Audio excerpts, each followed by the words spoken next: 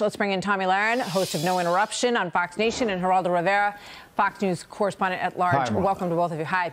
Thanks for being here. This is a horrific situation, and every weekend we see more shootings across the nation. So today, moments ago in the White House briefing room, Jen Psaki was asked, what's the president's reaction to this? He hasn't talked about it a whole lot, and here's what she said.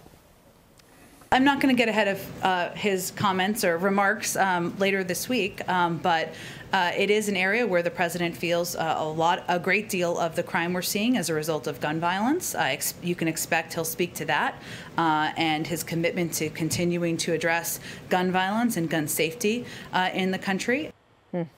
All right, so apparently we're going to hear something from the president on this, and I would just mention before going to you both, Keisha Bottoms, the mayor in Atlanta, said, you know, it's partly just a COVID reopening problem because she says her city reopened too soon, and that's the reason that they're seeing so much crime. Tomi, what do you say?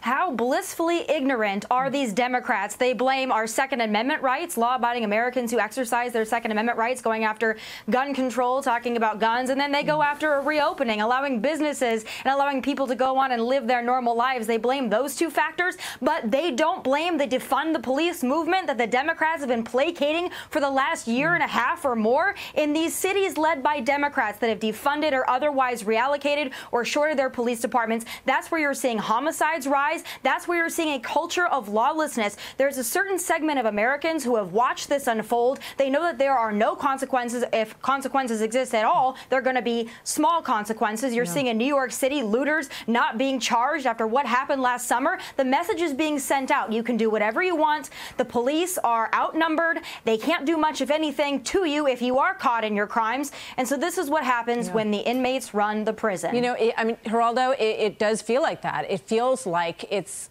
a little bit of a no-go zone in some of these places. You look at what's going on in Washington Square Park in New York, and, you know, let me put up the pictures of the two DAs. You've got Darcel Clark in the Bronx and Cyrus Vance Jr., who happens to be spending a lot of his focus on tax charges that he's trying to cultivate against President Trump.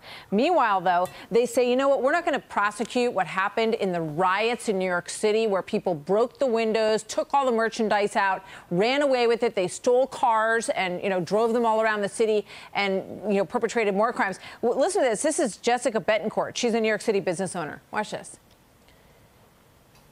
I think it's just disgusting.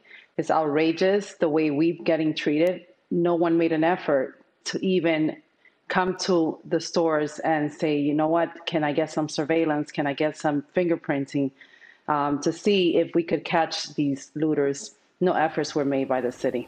No efforts made by the city to prosecute any of these 400-some people, Geraldo. Martha, that's the office where I began my legal career. My daughter Simone followed me in that New York DA's office.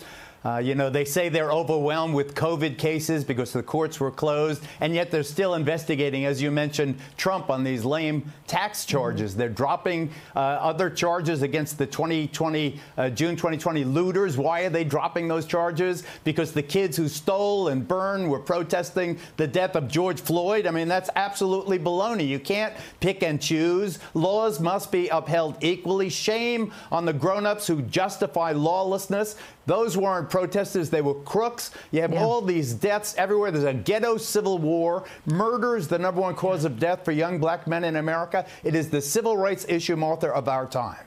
You know, if you don't prosecute these kinds of crimes, it simply sends the message that it's okay, right? You can do it. You can do whatever you want. And then you look at a different level of this, Washington Square Park in New York, and of course we've got a mayor's race ongoing here, and I don't know if there's any indication that anybody really has the spine to crack down on this. I guess we'll see what happens.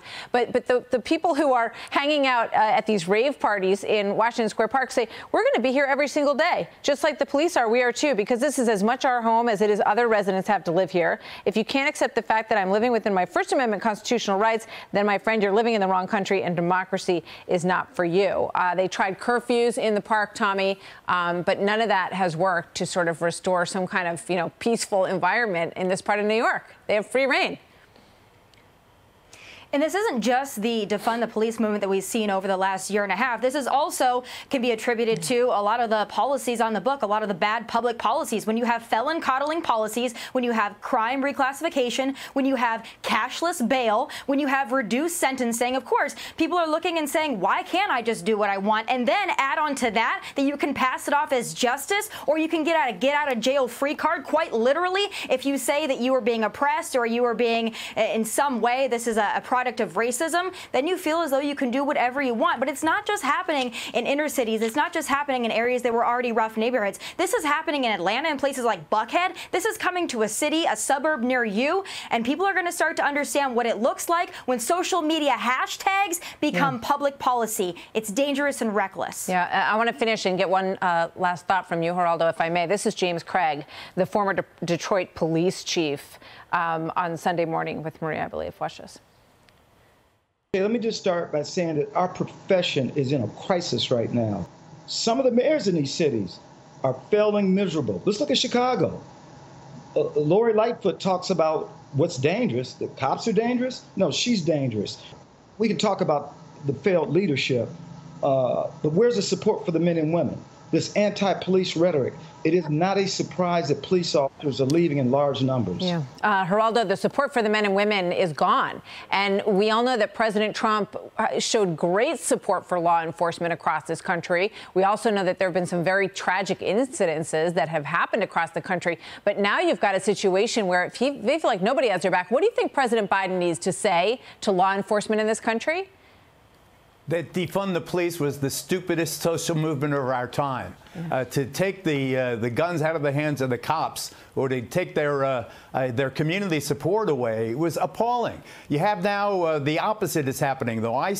Martha, I see a comeback. The recruitment class and the police academy now over 14,000. It's a record. Many minorities are signing up. The community is coming back to the cops. Eric Adams, the former police captain, is the leading candidate in tomorrow's mayoral race. The people of New York have gone from defund the police and take $1 billion out of their budget to support the police. Law and order is the most important issue of this time, Martha. Well, I hope you're right. I hope you're right for this city and for cities across the nation, because this is out of control.